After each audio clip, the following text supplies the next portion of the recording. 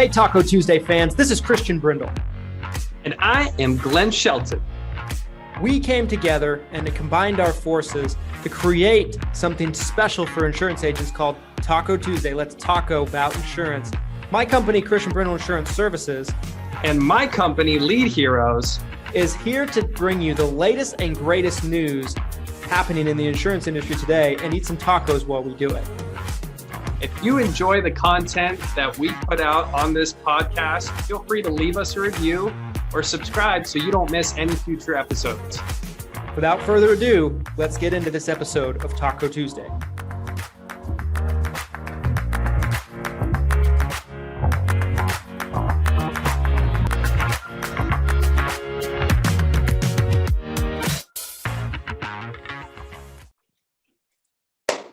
What's up, guys? This is Taco Tuesday, and depending on kind of the layout here, I don't know if you'll see this on Tuesday or not. We don't know what day it is for you, where you're at. And Cheers. So we have a guest with us today, somebody that I'm super excited to bring on. He's somebody that's become a friend the last couple of years in the industry, and ironically, we've never met in person, which is kind of true. I don't know, unfortunate to me. Hopefully I'll see you at 8%. I don't know if you're planning on going or not. It's booked. Okay, good. But we have Tracy Lownsberry here with us today, the annuity genius. Can I say that? Can I say annuity genius? The Michigander with a plander. I like that. There are definitely people that know more about annuities than me, so wouldn't go that far. But Michigan with the plan. Hey, can you write that? Thanks, appreciate it. Okay. So I forgot your staff's there, bro. Before we get into this episode, every time I'm ever on video with Tracy, he's always got his goals in the background on a whiteboard. Yes. So I'm trying to get a good look and read what I'm seeing back there, and it's just too far away. I can't read it, and it's unfortunate. Taxes is one. I didn't get to them today.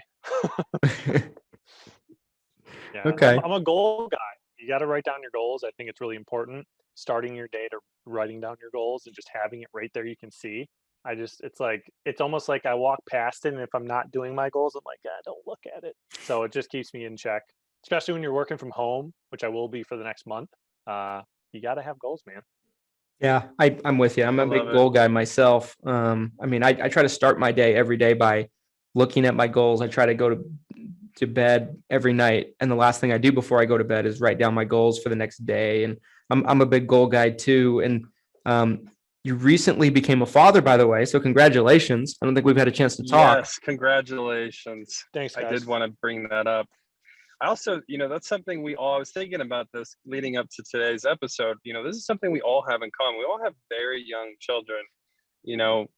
Tracy actually takes the cake. You would think I would win with an 8-month-old, not 8-month-year-old.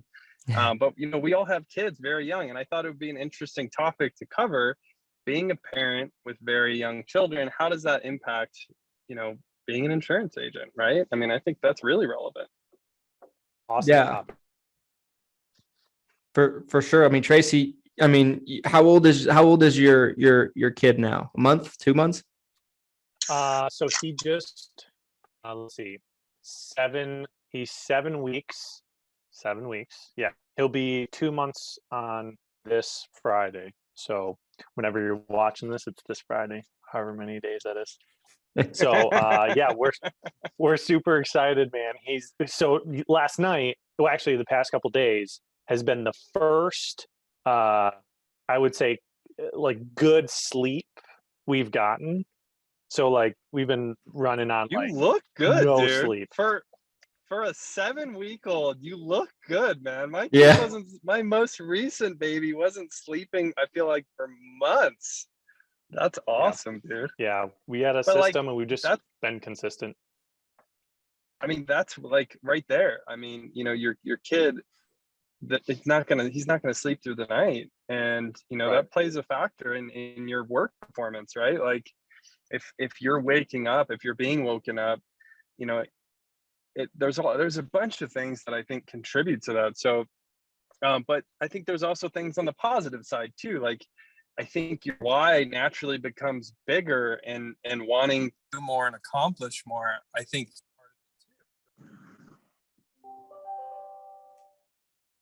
I think your audio. Oh no! Can you hear me? We're good. Yeah. It gets cut out just for a sec, but second. you're back. But yeah, I'd love to hear both. You know, Christian, you too. Like having a young child, like how that impacted your career. Yeah, I mean, for me, my daughter was born May 2019, so she'll be 2 next month. And, so I know when she first came home, I took a bit of time right off the bat off of work, and I had to kind of factor into my everyday life that, hey, now I have this kid at home and she needs to see me every single day and needs to spend as much time with me as possible. But at the same time, I still got to get things done.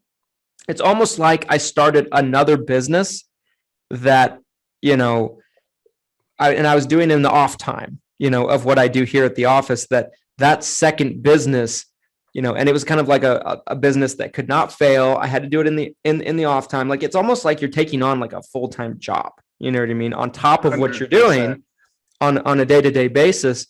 And, it's a lot of work being a parent. I mean, I'm super fortunate. Glenn, I know you are too. And Tracy, you are as well, from what it appears, just watching, your posts and everything. I'm super fortunate because my wife is amazing with our daughter. She's absolutely amazing and incredible with everything she does with my daughter, to allow me to be me, to allow me to do what I need to do to build my company and to build our business. But at the same time, I want to do everything I can do to give her time off, to give her a break, to come home early in a day and, take over daddy responsibilities. Like I took my daughter to the mall this past Saturday, just gave my wife the entire evening off, just let her, just chill. And, we went to one of those like little kid places with the ball pits and everything. My daughter loves those. Every time I go to one of those little boogers gets me sick though. I feel like I'm getting sick right now. Like I'm just very irritated about it, but like, that's what it's about, man. I mean, it's just it's something that's non-negotiable. You have to fit it into your schedule, and you have to, and I think it puts you in a situation to where time management becomes 10 times more important than it ever was before. 100%. I agree. A lot of people don't know this, but in a couple months ago, my wife and I, we had decided that we were young. We didn't have anything holding us down here except for family, which obviously is important, but we wanted to move. And we actually had almost pulled the trigger on moving, and we were actually going to move out to Colorado. We have some friends out there. We like a certain area of Colorado. I'm a biker, so they have awesome biking trails out there. And it was just like, we're outdoorsy people. We love the outdoors, and it was just a great spot. And then we had Jackson, and we were like, well, family is super important, and it's almost like taking a newborn away from like grandma and grandpa, and it's just and then we just made a decision like within a day that we weren't going to move, and I was going to open up an office, and I was going to hire and have a full-time staff instantly. We just made the decision that we're going to, wherever we plant, which is we decided here, I'm going to go all in with my business. So even having a newborn now, I have this 1,800 square foot office that we're moving into on June 1st. Yay. And we're super excited, but I need to make sure that although that's going to require a lot of time and training agents and all that, family is always going to be number one in my book. I have a young, 7-week-old at home. Mom is fantastic. Mom doesn't work. Fortunately, she quit her job not too long ago. That's a whole nother conversation, because insurance let me do that. Being where I'm at now, and I do in the insurance world, there's not many other jobs where you can do it in that quick a time. And my business allowed me to do that, which is like such a blessing to have that. So to all Tracy, the women out there, we didn't really. Go ahead. I don't feel like Christian gave you a proper introduction. I'd love for you to take I'm sorry. Second.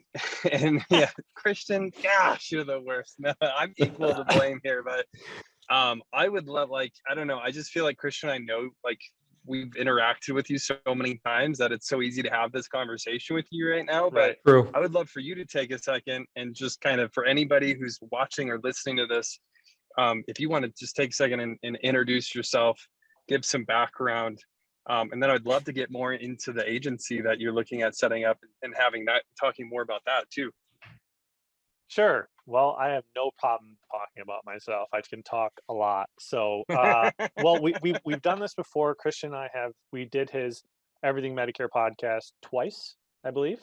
So I did talk about myself a little bit on there, and you can go see a little bit more detail. So my overview is I grew up in a small town in northern Michigan, went to college, barely got into college, graduated from college with a criminal justice degree, became a police officer, couldn't find a job, couldn't get hired really. A lot of jobs, couldn't get hired for some reason. Also was in the military for 8 years. Felt like the man upstairs had a different plan for me. So I got into the world of insurance and just blew it out of the water with a captive company.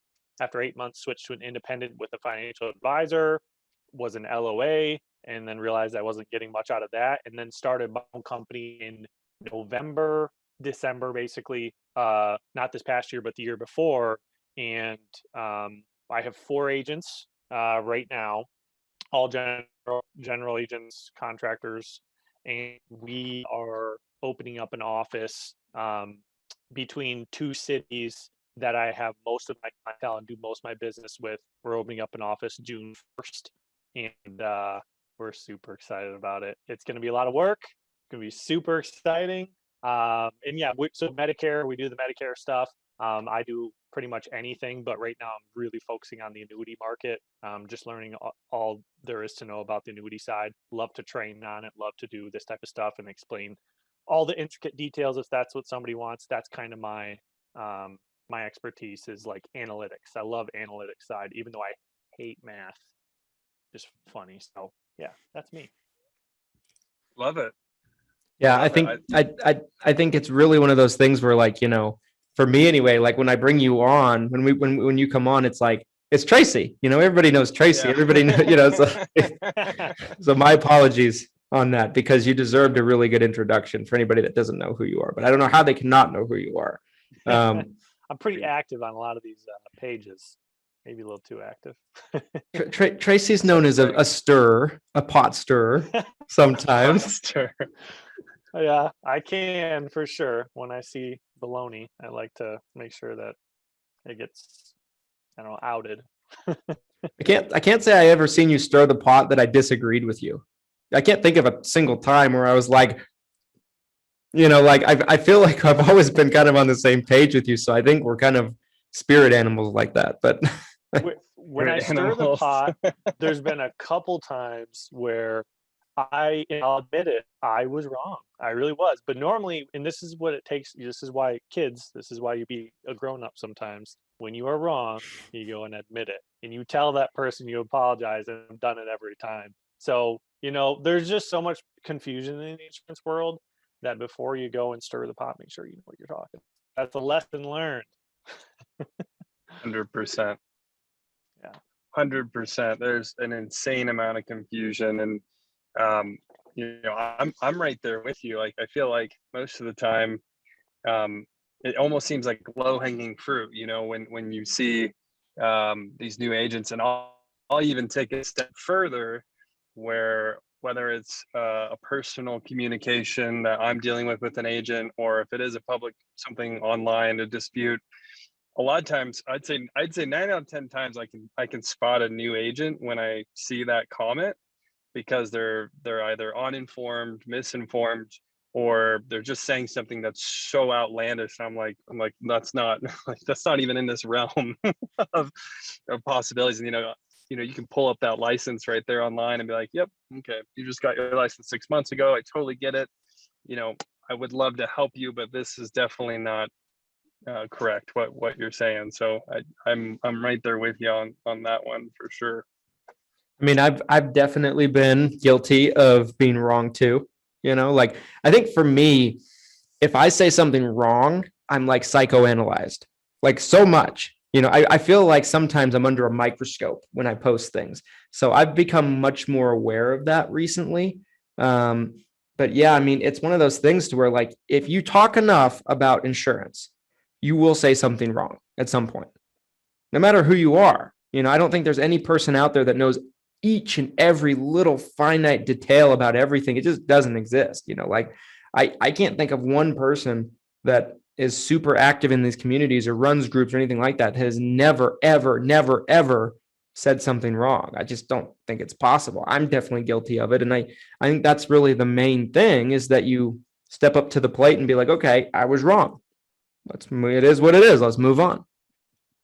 Yeah, for sure. And not only that, but just know that when, like in your position, you are under a microscope. Now, I'm going to go back to my background here. Think about, and I'm not going to get into super in depth, but think about the day and age we live in with cameras and police officers, right? They're under this microscope where no matter, they're held to a way higher standard. So when you start to get in a position like maybe you, Christian and Glenn, and I'm starting to get involved in a lot of things, you really need to just make sure that what you're talking about, you really know your stuff. And that's where a lot of, anytime I go on, I do any training.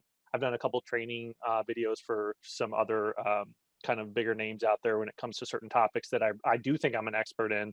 I make sure that I'm spending time, sometimes it's an entire day, making sure that the content I'm going over is 100% accurate, because I struggled with that when I first got in the insurance world, was misinformation. You'd get it from all over the place. Not only from these groups, I got it from people that were training me, companies that I worked with, videos I would watch on YouTube. You just really need to make sure that the info you have coming in has been through a filter, and the info that's going out is doing the same. Put a filter, make sure that it's good. Don't just,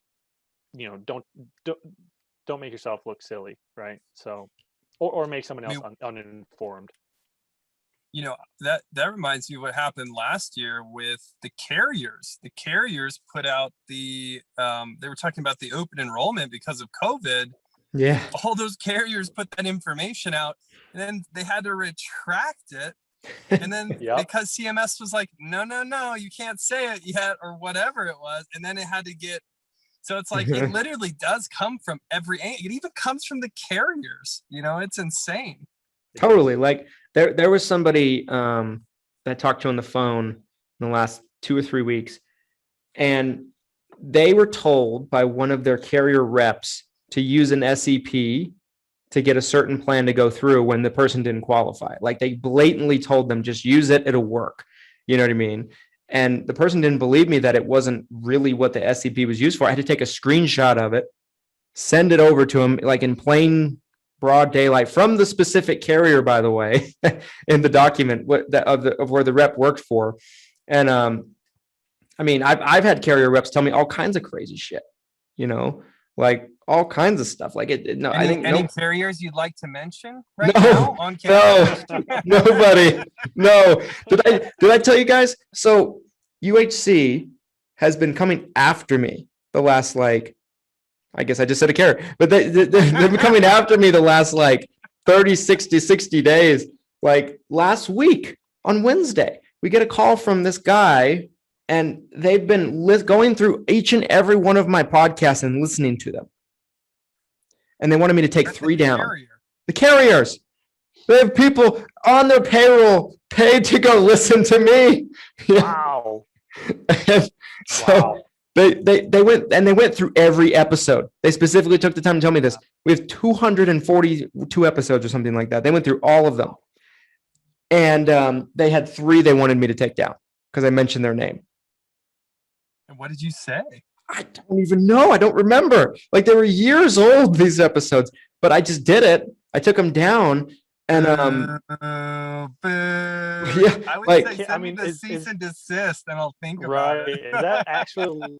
I feel like that's not actually legal for them. I mean, you can mention anybody's name. Why? I don't. That's so silly to me. That was it. I went through and listened to one of the podcast episodes. I think I even just mentioned their name. I don't think I said anything other than that. Like the rest of the other 2, I'm not sure. I just took them down. But That's a really crazy story. Here's the thing with the carriers, though. They can pull your contracts for any reason. That's the other thing too. And so like that came to my mind too. I'm like, oh, it's freedom of speech. It's a legality thing. But if they tell you they don't want you to wear red shoes or they'll pull your contract, there's nothing legally that says they can't do that. 100%. They can term you for anything. I totally agree with that. And so that's the scary thing to me. Like I just put out this course about, creating content. I put out this Feed the Beast course, and someone was DMing me about it, and they were like, I see people putting out content, going over like specific Medicare supplement review videos for carriers, which I've done myself. I'm like, I can't tell you a carrier won't come back and, bitch at you later about that, but like maybe just don't do it. Maybe just don't mention any carriers' names, because I lost a lot of downloads, a lot of views just from those videos. I've had to take down 6 YouTube videos this year from UHC. Yikes. Coming at me being like, oh, you said our name, or oh, we have this in the title or something. Like, it's just the dumbest things, not like I said, anything disparaging, but yeah, it's crazy. I just remember that. I think it's more like, they've spent billions on their brand. And so I think they want to be really specific with how their brand gets represented. I think that's really all it is when it comes to you mentioning it and whatever context it is. Yeah, I think that's very true. But Tracy, one thing I wanted to ask you that came to mind is like, there's a lot of interest, I feel like, in the industry of maybe if you've been selling MedSup or selling Medicare Advantage, transitioning into selling more annuities. And you're someone that, correct me if I'm wrong, you sold Medicare first and then did annuities later, right? Sold life first and then went into Medicare, and now I'm doing annuities. So life without annuities, just term and whole life. So talk about that for a second, if you will, because I feel like it's intimidating for the average Medicare agent, right? To maybe pick that up into their arsenal because it's so different. Talk about maybe some challenges you face with that and maybe some things you did to make it easier on yourself. Yeah, for sure. I get this question a lot, actually, and I've answered it a few different times. And I would say when I first started doing Medicare, or when you get insurance, when you get into insurance in general, you really need to make sure that you're taking it in chunks, right? Because it can be super overwhelming. Just taking, like, let's just say you were to start doing MAPD, just that is super overwhelming. If I were to start an insurance and immediately go to that, I would feel very intimidated with all the different rules because CMS this and yada, yada. So I would say take everything in chunks, right? So once you have a good base of what kind of insurance is specifically when you get a good life insurance base and you know how life insurance works and that and this, and how it's regulated.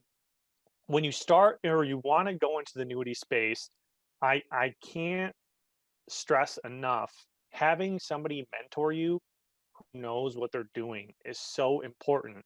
But not only that, having your own ability to go out and do your own research. I can tell you I've been mentored by a couple of people when it came to annuities, and there are so many things that I learned outside of them that they didn't know or they didn't teach me that I really could have used when explaining things to a client.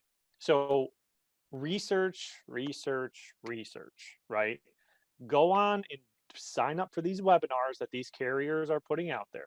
Go actually, take time out of your day, listen, take notes. If you can't, get the slides and go through them. It'll give you a great base and it'll give you some really good product knowledge as well, right? The other one is once you do start to, I would say, build your utility belt full of carriers or whatever, keep it small, okay? Once you have a good baseline of what annuities are and the different types of annuities, now pick a carrier who's really good at that particular type, an immediate, a deferred, a fixed indexed, fixed variable if your security's licensed. Pick the one that is really good at that and then stick with that one for a bit until you can kind of diversify.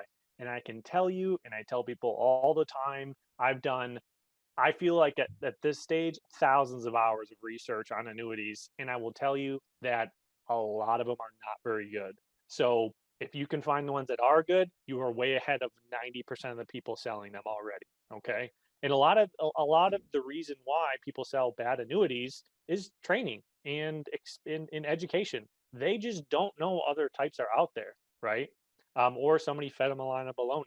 So just don't overcomplicate it. Don't get into the things like analytics, right? Index analytics and algorithmic data logging and all that stuff when you're talking about indexes. Don't get into that, right? Until you really have a good base. Those are the things that 99% of clients don't care about. The 1%, right? We study and put all of our time into the 1%. We put it into the big chunk of what we're doing. If we did do the 1%, you would either go poor, wouldn't be able to pay your bills, right? Or you go insane. So that would, from a base standpoint, that would be my advice. And that's exactly what I did. I started doing research on my own from the knowledge I had already gotten. And the big one for me was webinars. I just went on webinars. I learned a lot from the webinars. And then I actually contacted the carriers for certain specific questions. And if they didn't know it, let's say it was index specific, they actually put me in touch with an analytics person over with whatever index that they use. And I talked to them, which was awesome. Those people are like geniuses. So that would be my advice. I think it's good. I love the kind of bite-sized chunk advice, because I think a lot of agents do get overwhelmed and there's so much to know and to learn. And I think when we talk so much about failure rate of insurance agents, and I think that's part of it. I think if you throw an agent into the mix and you're like, hey, here's Medicare, here's final expense, here's annuities, and they're trying to put all these pieces together, I just think that's too much for one agent to handle at once. So I think you explained that perfectly. Is there any misinformation? We talked a little bit about misinformation already. I mean, is there any misinformation that you feel like you commonly hear about annuities, whether that's from a prospect or a client or from other agents, where you're like, no, that's not true. That's not how that works. Turn off your TV or, your radio. I'd be curious to know. I kind of have a feeling of a few myself, but I'd love to know from you, since you're definitely more in this field than I am. Yeah, I would say the big one that and I don't know if it's misinformation, but it's more of maybe just education. The big one that I see, whether it's from agents or from prospects, is like annuity is like this 4-letter word, or it's red, right? Like, get away from it, stop sign, right? And I'll tell you this, and I mentioned this in another video I had done, when somebody says, hey, I did some research, and like they're about to tell you, I'm not purchasing an annuity through you, the first thing I tell them is, great, that's awesome. And I bet the first 50 pages of Google said, don't do it, scam, bad growth, all that stuff. Is that what you saw? Yes, perfect, because 99% are. Let me tell you about the 1%, right?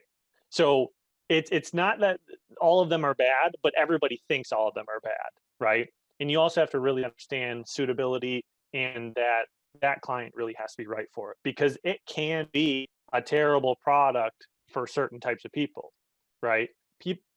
Right. I'll give you another one. A lot of people say that annuities are for retirees. I don't agree with that either. My wife and I just purchased an annuity, and I am about to be 29. Okay. Yeah. I don't think annuities are just for retirees. Sure. I think there are annuities out there that can be designed for people that are younger as well.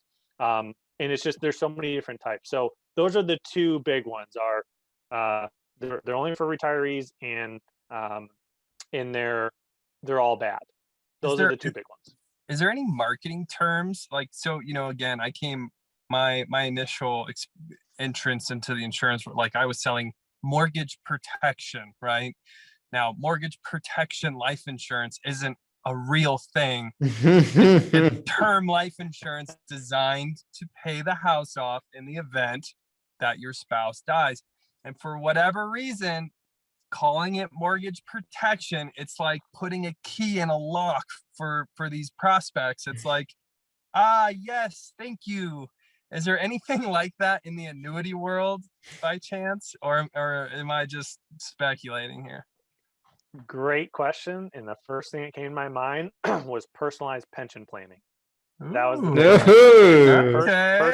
Personalized pension planning, because I would say 9 out of 10 advisors, agents, whoever, they sell it as a personalized pension plan. Hey, pensions are going away. Let's take that 403b, 401k, IRA, whatever. Let's create a pension with it.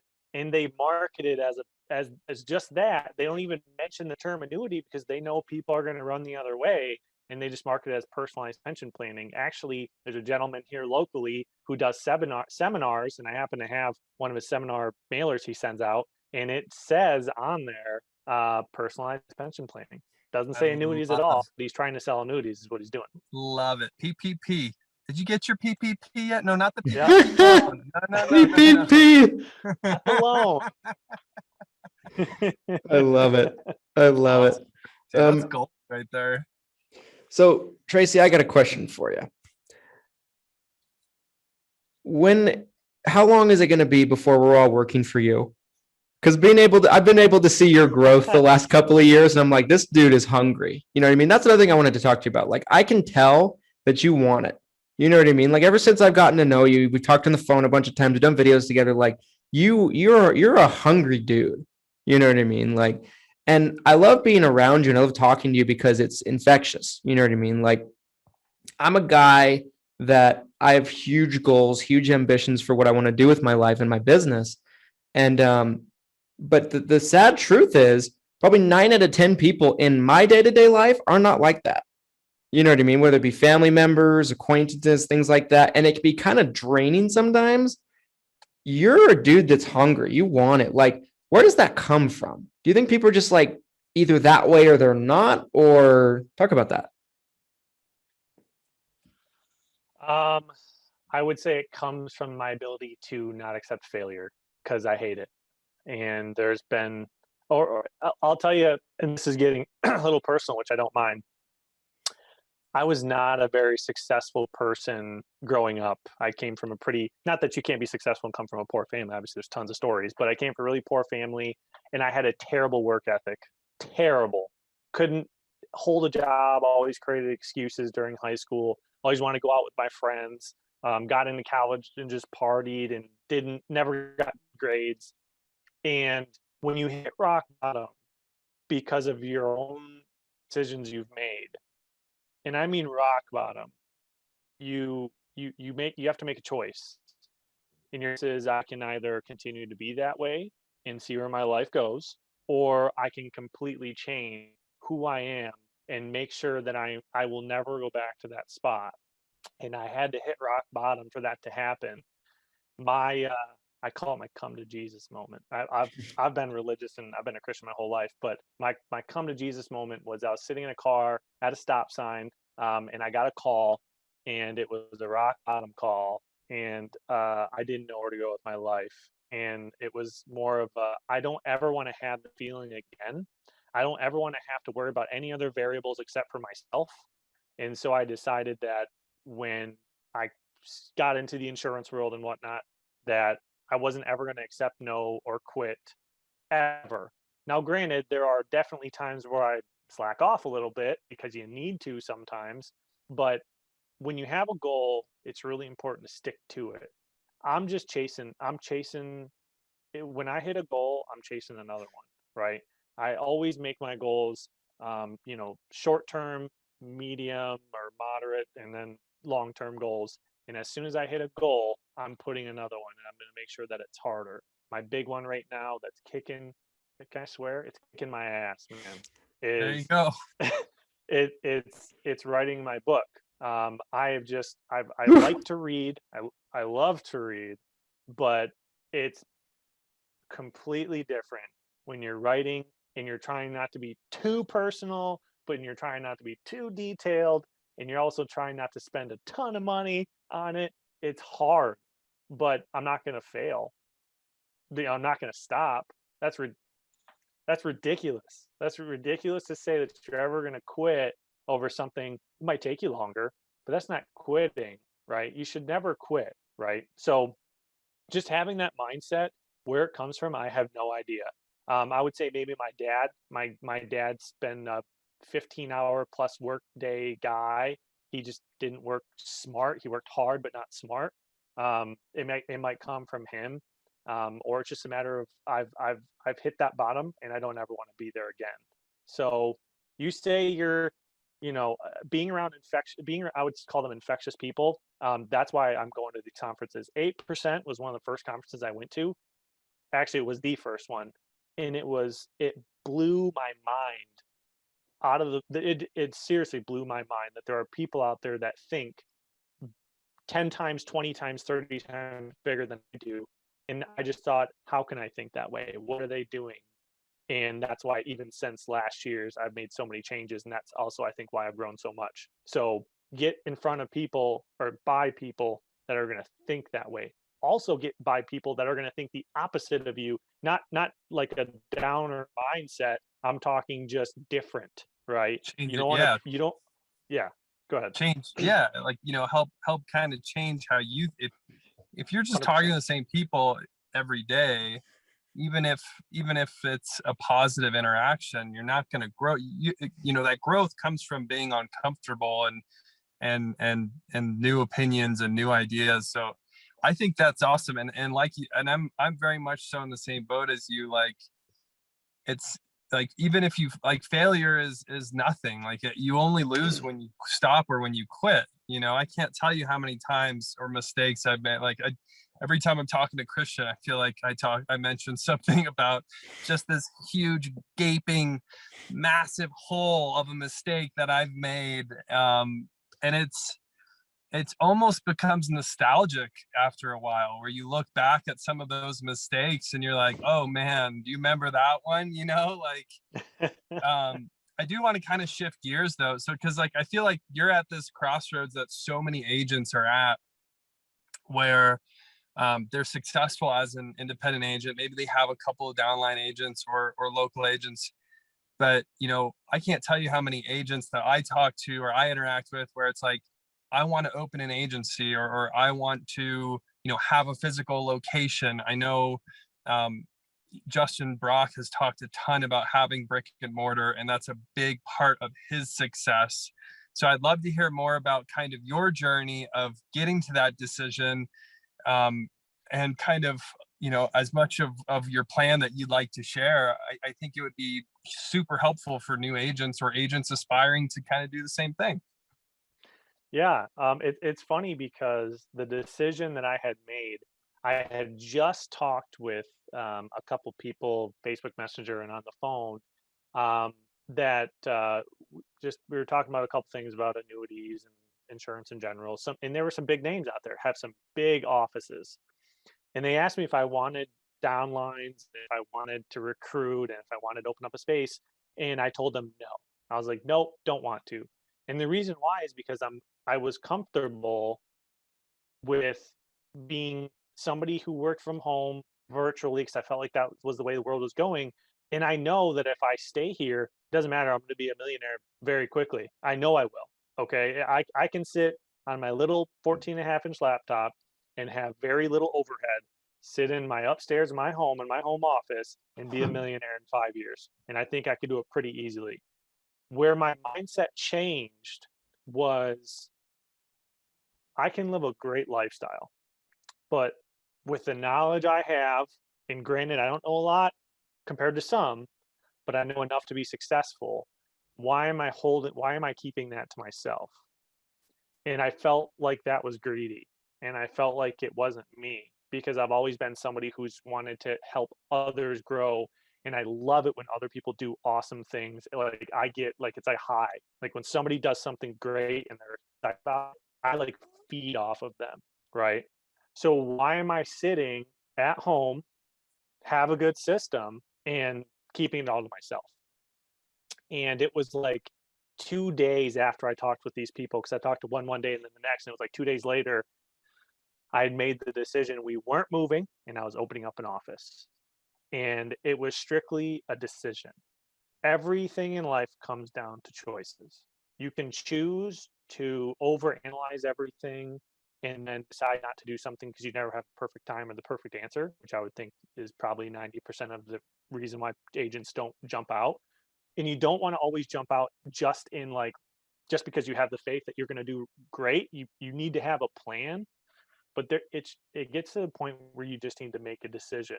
And that's exactly what I did. I just made a decision, and it was not hard.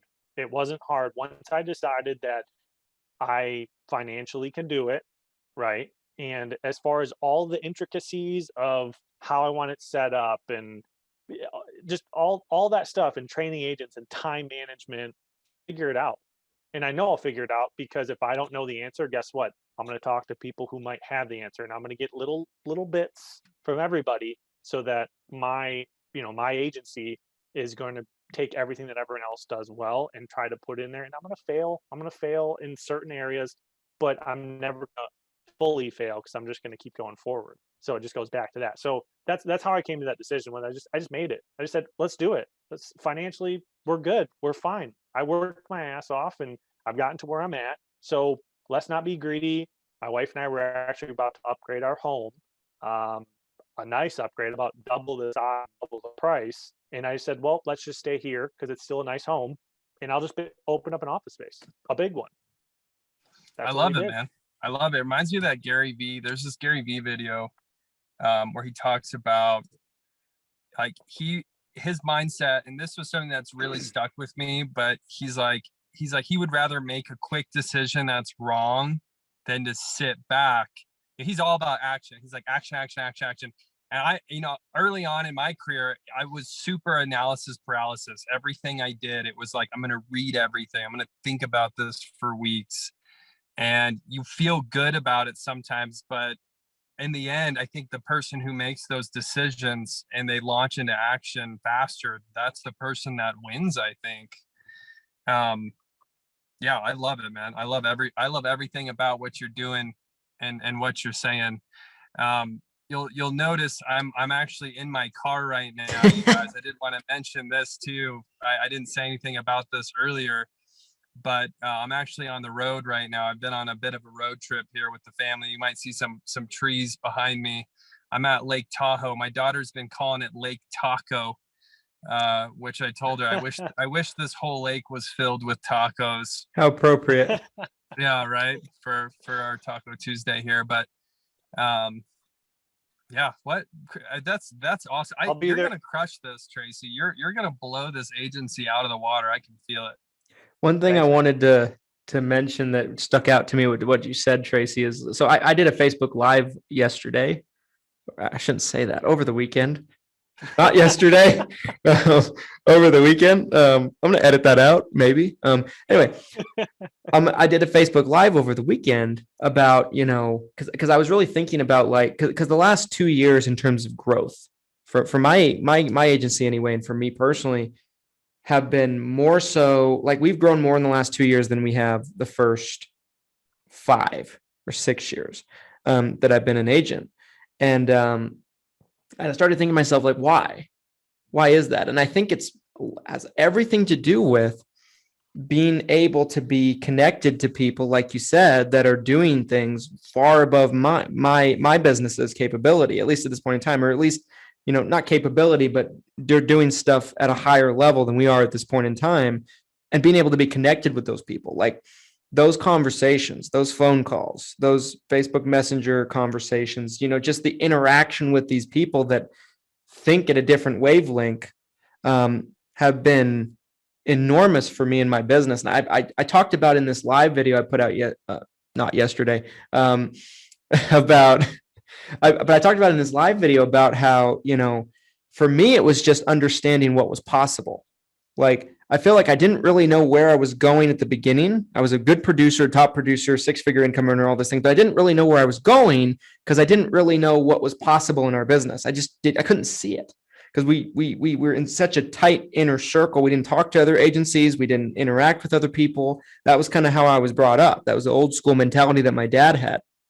But being able to see what other people were doing is it inspires you, it motivates you, it gives you a target to lock on to, be like, okay, I can do this.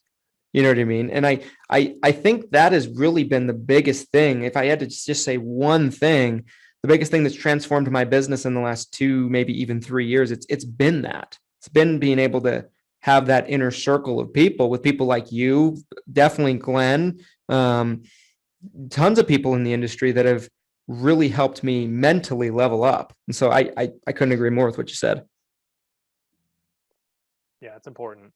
It's not, people, when somebody says like, oh yeah, that's important. No, it can be a make it or break it. Just having the connections to, not connections, but having the relationships with others who are doing things better than you. It's totally fine to learn from them. We have this weird thing in the insurance world where everyone has to be right, or everyone has to be like super successful, or that they got to be the go-to, and you're not going to be the go-to in every single way. You're going to have people out there that are doing things better.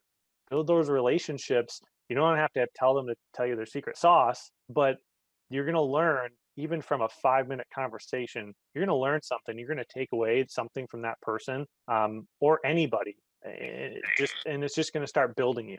It's just going to start building you up, so super important. And I'll never go back to not having those relationships, or thinking, having a mindset that I was ever better than anybody else. It's, you just don't be a product of your own, failure. Okay. Never do that. So super, super awesome stuff.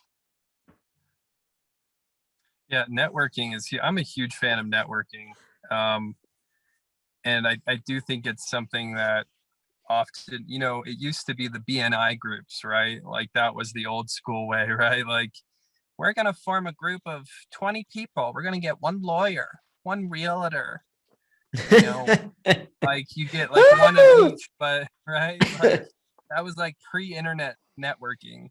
And technology, I think, has given us the ability to leverage it and to network in ways. And that's honestly, if there was like one thing from the pandemic that I would say has been, I guess the most positive thing that's come from the pandemic in my experience is the networking that's happened. Because again, you have all of these people, many of which who would almost be unreachable in a sense, because they were in their office working, doing their thing.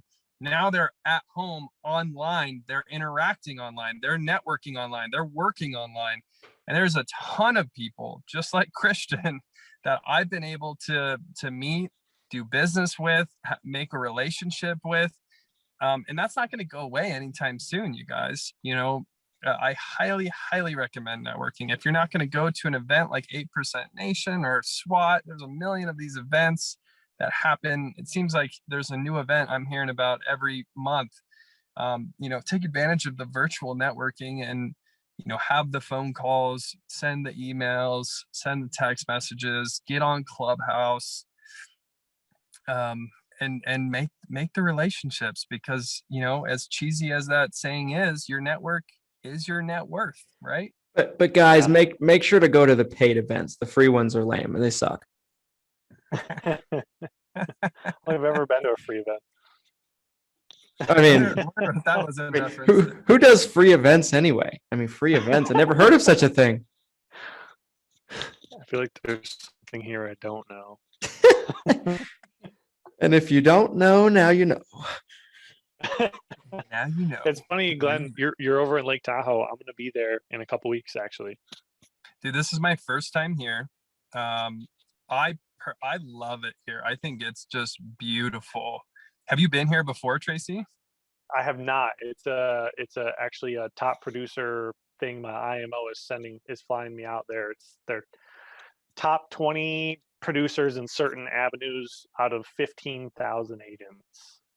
Definitely shoot me a message after you've been here or when you get here, just because I heard so much about it. It was almost kind of like overhyped, but then I got out here and I was like, it's like stunningly beautiful. Like the landscape, it looks like when you see in like a computer monitor background where like it looks fake, like that's what it looks like out here. Like I could easily just stay here and not leave.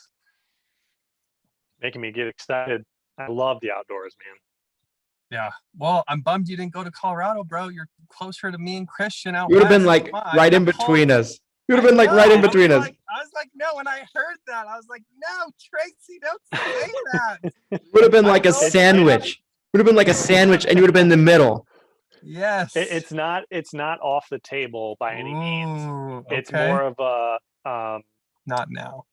Yeah, not right now. Right. It's Okay. something we feel like the world's our oyster in the next 5 years. Hopefully, with the way the agency's going, I'm hoping it can kind of, hopefully we'll have somebody in there to be able to make it a little more self-sustainable and runnable and whatnot. So I'll be able to take off and do things like travel. And so having a house somewhere else is not at all off the table.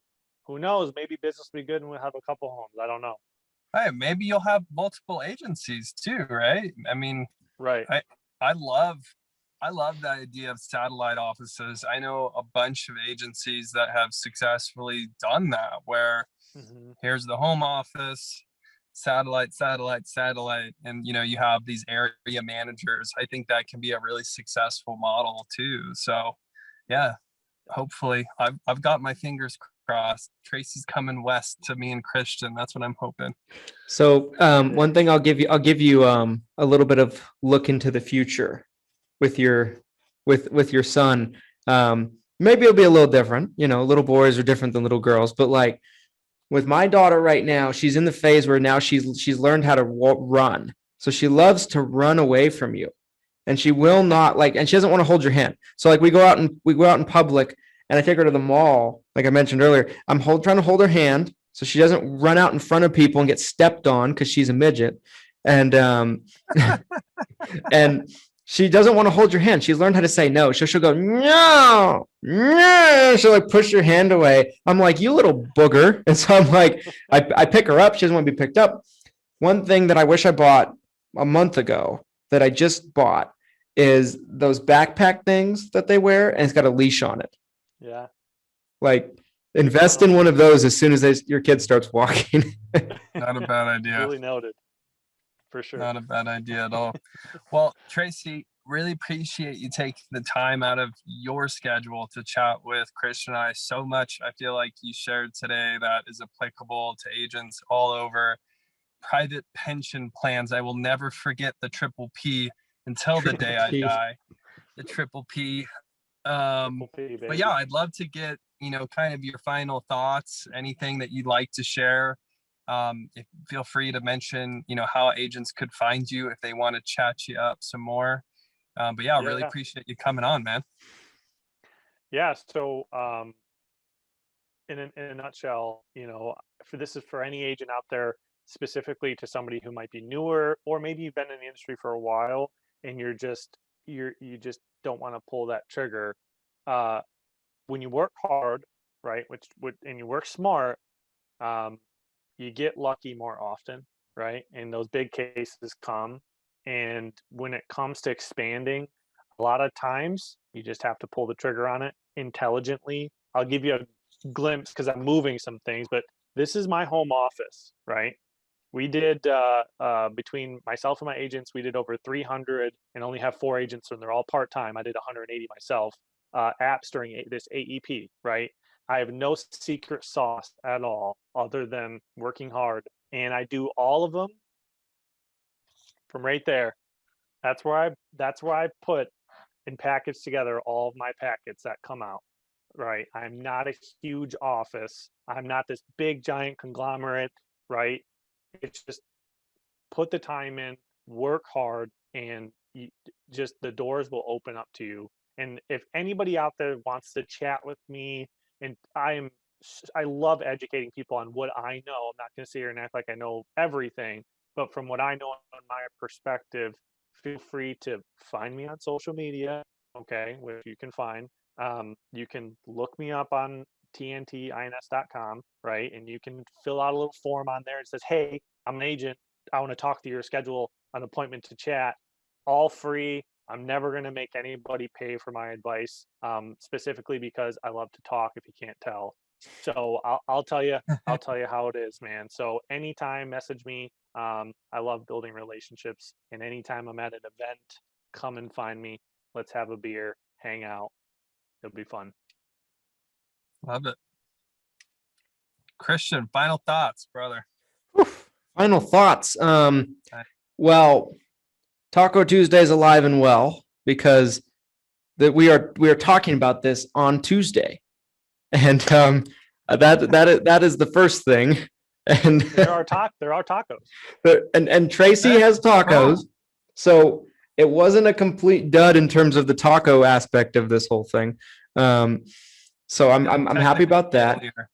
I don't think you even addressed that, by the way. I don't think you even mentioned that we had a technical failure, so we had to record this, you guys. Yeah, we did. And so Taco Tuesday might look a little different going forward. I don't know if we can still use the same method we've used in the past, but we'll figure that out. And but my in all seriousness, my final thoughts are, guys, I would just say at this point in the year, if you're selling Medicare, I've talked to a lot of agents recently that have just kind of treated it like, okay, it's the off season and it's time to just chill and start preparing for AEP. I saw someone recently that, claims they're a really big name in the Medicare space. No disrespect to them, but they're like, well, we start getting ready for AEP in March. I'm like, so you write nothing from March all the way on? Not that you shouldn't be getting ready for AEP, but like she was almost painting the picture that like, we're not writing anymore. OEP's over. Right. And now we're getting ready for this kind of like, rain check and everything until October. That's a bunch of bullshit, guys. Go out and write business.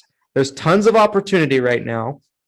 I'm gearing up to try to write a bunch of business and myself in the next couple of months. And there's so many people you can write this time of year. There's so much opportunity right now.